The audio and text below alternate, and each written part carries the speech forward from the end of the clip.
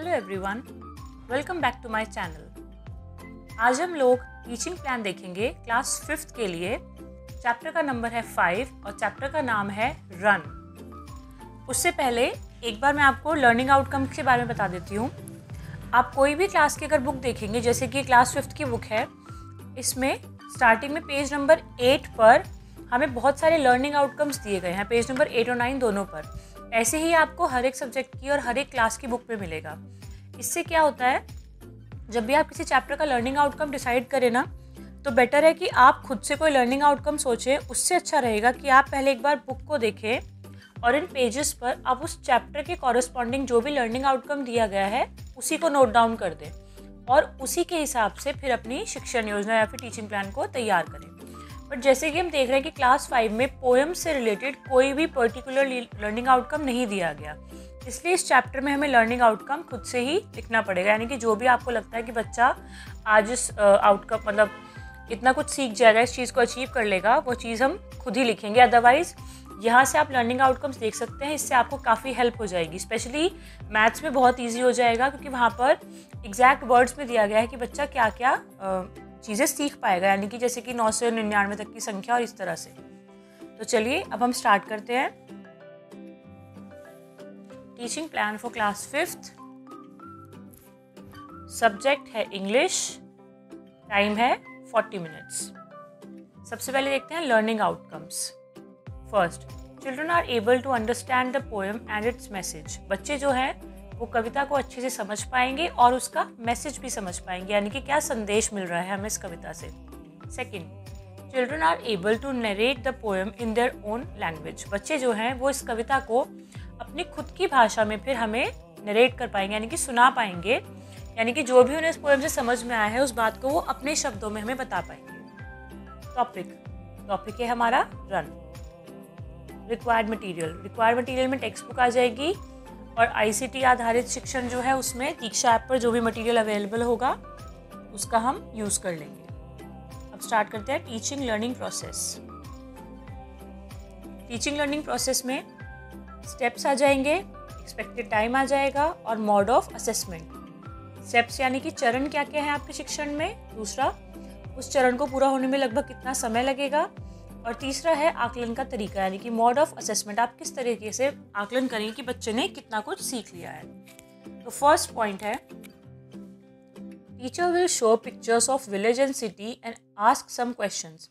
Teacher जो है वो बच्चों को कुछ चित्र दिखाएंगी गांव के और शहर के, या फिर आप मोबाइल पे कोई वीडियो भी दिखा सकते हैं जिसमें कुछ डिफरेंस बताया गया हो विलेज और सिटी के बीच में, और फिर बच्चों से कुछ क्वेश्चंस पूछेंगी। जैसे first, children where do we find bigger houses and farms, city और विलेज। बच्चों, हमें ज़्यादा बड़े घर और खेत खलिहान कहाँ देखने को मिलते हैं? तो प्रोबेबली बच्चों का आंसर जो होगा विलेज होगा, क्योंकि गांव में ज़्यादा बड़े घर होते हैं compare to cities. Second, what are the other things we can see in village. और क्या क्या वस्तुएं हैं जो कि हमें सिर्फ गाँव में देखने को मिलती है, स्पेशली गाँव में देखने को मिलती है। तो बच्चे आपको डिफरेंट आंसर्स देंगे। Third, have you ever played a sport. अभी ये वाला क्वेश्चन हम कंटिन्यू करेंगे, पहले हम देख लेते हैं एक्सपेक्टेड टाइम। इसमें 5 मिनट्स लगेगा और मोड ऑफ असेसमेंट है हमारा डिस्कशन एंड क्वेश्चनर, यानी कि हम प्रश्नोत्तरी जो विधि है उसको अपनाएंगे आकलन के लिए। चलिए अब ये वाला क्वेश्चन देख लेते हैं।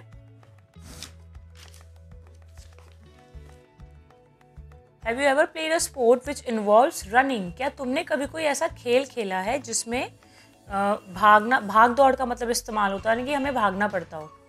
तो today we are going to learn a poem related to running. तो बच्चे आपको जो भी डिफरेंट आंसर्स देंगे, फिर आप उनको बोलेंगे कि चलो बच्चों, आज हम एक कविता सीखेंगे जो कि रनिंग से यानी कि भाग दौड़ से रिलेटेड है।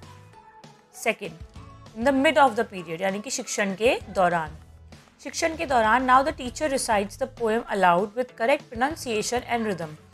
अब टीचर जो है वो पोएम पढ़ेंगी जोर से और करेक्ट प्रोनाउंसिएशन यानी कि सही उच्चारण और लय, सुर लय ताल के साथ।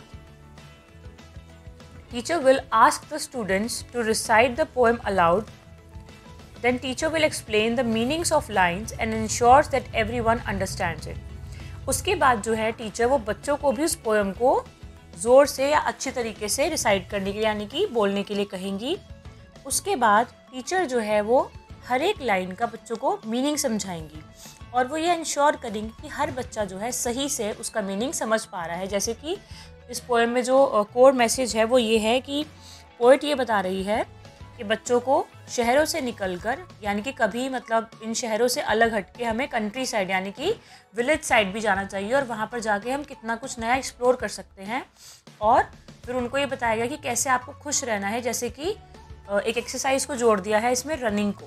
तो इस तरह से टीचर को जो भी अप्रोप्रिएट वे लगता है उस तरह से वो बच्चों को हर एक लाइन का मीनिंग समझाएंगी। यहाँ पर हमें 20 मिनट्स का टाइम लगेगा। ऑब्जर्वेशन अवलोकन भी करना है, हमें थोड़ा बहुत बच्चों के साथ डिस्कशन भी करना है और उनका पार्टिसिपेशन देखना है, यानी कि वो कितने अच्छे से आपके साथ इन्वॉल्व हो रहे हैं।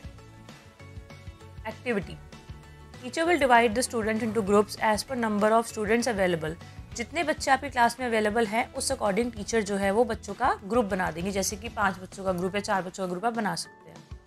Each group will read the poem and they will tell about the places where they can run.